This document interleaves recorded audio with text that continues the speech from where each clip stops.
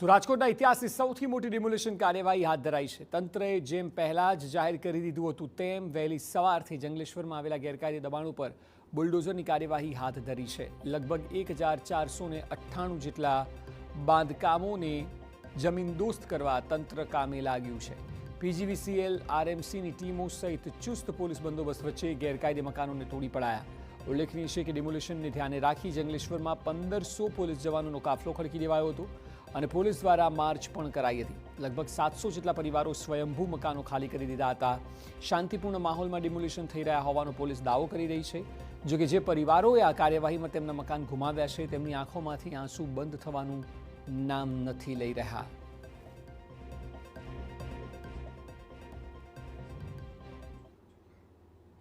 તો જંગલેશ્વર વિસ્તારના ધાર્મિક દબાણોને પણ દૂર કરવામાં આવશે। 14 જેટલા નાના મોટા ધાર્મિક સંસ્થાનોને દૂર કરવામાં આવશે।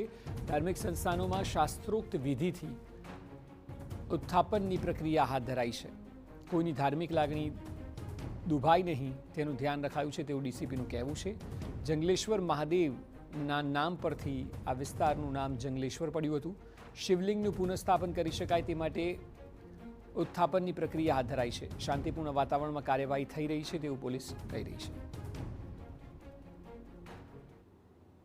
વહેલી સવારથી રાજકોટના જંગલેશ્વર વિસ્તારમાં શાંતિપૂર્ણ રીતે ડિમોલેશન ચાલી રહ્યું છે। મારી સાથે Rajkot DCP zone 1 Hetal Patel sir છે, આપણે તેની સાથે વાત કરીશું। મેડમ, શું કહેશો, સવારથી ડિમોલેશન ચાલી રહ્યું છે, કયા પ્રકારની કાર્યવાહી પોલીસ દ્વારા કરવામાં આવી રહી છે, શાંતિપૂર્ણ રીતે ડિમોલેશન ચાલી રહ્યું છે?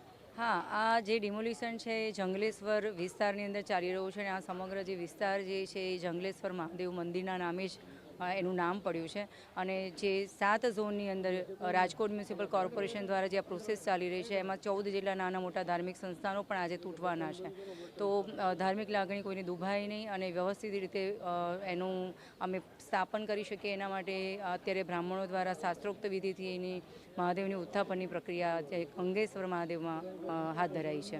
સર, ખાસ કરીને જે ગુનાહિત પ્રવૃત્તિ પણ ઘણી આ વિસ્તારમાં જોવા મળી હતી, શું કહેશો, આ ડિમોલેશન થવાથી ગુનાહિત પ્રવૃત્તિમાં કેટલું રાહત મળશે? ગુનાહિત પ્રવૃત્તિ કોઈ પણ જગ્યાએ થતી હોય તો એને નાથવા માટે, કાયદો વ્યવસ્થાને મેન્ટેન કરવા માટે સતત પોલીસ દળ જે છે એ કાર્યરત રહેતું હોય છે।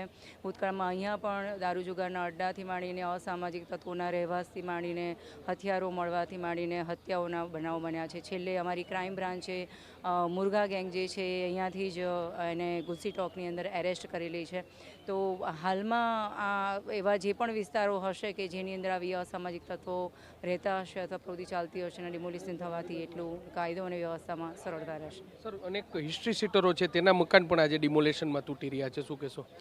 ભૂતકાળની અંદર ઘણા બધા હિસ્ટ્રી સીટર્સ અથવા જે અસામાજિક તત્વો હતા એમના મિલકતો જે છે એ સમયાંતરે ડિમોલિશન કરવામાં આવતી જ હતી, પરંતુ આજે મેગા ડિમોલિશનમાં અમુક એવા તત્વો પણ હોઈ શકે કે જેમના રહેવાસ જે છે આજે જઈ રહ્યા છે। ચોક્કસપણે તો શાંતિપૂર્ણ માહોલમાં રાજકોટમાં આ ડિમોલેશનની કાર્યવાહી છે તે ચાલી રહી છે।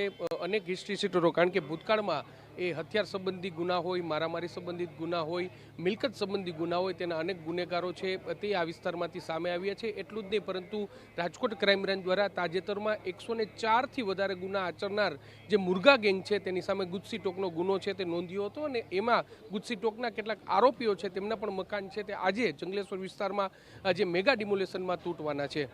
કેમેરા પર્સન ભાવેશ લશ્કરી સાથે મોહિત ભટ્ટ, TV9 રાજકોટ। જંગલેશ્વર વિસ્તારમાં આવેલ ગંગેશ્વર મહાદેવના શિવલિંગનું શાસ્ત્રોક્ત વિધિથી ઉત્થાપન કરીને ત્યાંથી લઈ જવાયું, જેની હવે પુનઃસ્થાપના કરવામાં આવશે। રાજકોટના જંગલેશ્વર વિસ્તારમાં મેગા ડિમોલેશન ચાલી રહ્યું છે, તો તેમાં અનેક ધાર્મિક દબાણો છે તેને પણ દૂર કરવામાં આવી રહ્યા છે। જે પ્રકારે તમે દ્રશ્ય જોઈ રહ્યા છો કે જે ધાર્મિક દબાણો છે તેને શાસ્ત્રોક્ત વિધિ સાથે દૂર છે તે કરવામાં આવી રહ્યા છે। ગંગેશ્વર મહાદેવનું મંદિર હતું ને આ ગંગેશ્વર મહાદેવના મંદિરની આ જે શિવલિંગ છે તેને શાસ્ત્રોક્ત વિધિ સાથે લઈ જવામાં આવી રહી છે અને આ જે શિવલિંગ છે તેમનું પુનઃસ્થાપન થાય તે માટે ધાર્મિક જે વિધિ છે તેનું જે કરવામાં આવ્યું છે। સાગરભાઈ કે જેઓ શાસ્ત્રીજી છે, આપણે તેની સાથે વાત કરીશું।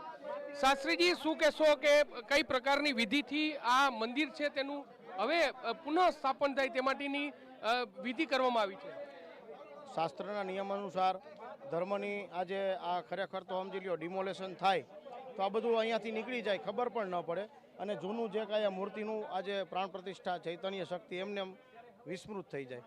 તો ખરેખર સારી વાત છે કે ભક્તિનગર પીઆઈ સાહેબ, સરવૈયા સાહેબ અને સાથે યજમાન પરિવારે એવું કીધું કે આને આપણે દાદાને પાછા પ્રસ્થાપિત કરશું. તો શાસ્ત્રમાં લખેલી છે કે જે ચાલન વિધિ, ભગવાનની ચાલન વિધિ દ્વારા જે મંત્ર સંહિતાના પાઠ ભણી, દેવી અથર્વશીષ ભણી અને તલવારની ધારથી જે જલ છે, જલ શિવલિંગને ટચ કરીને બરોબર રીતે શિવલિંગની પ્રસ્થાપિત કરવા માટેની વિધિ વિધાનથી આપણે શાસ્ત્રોક્ત નિયમ પ્રમાણે કરેલું છે.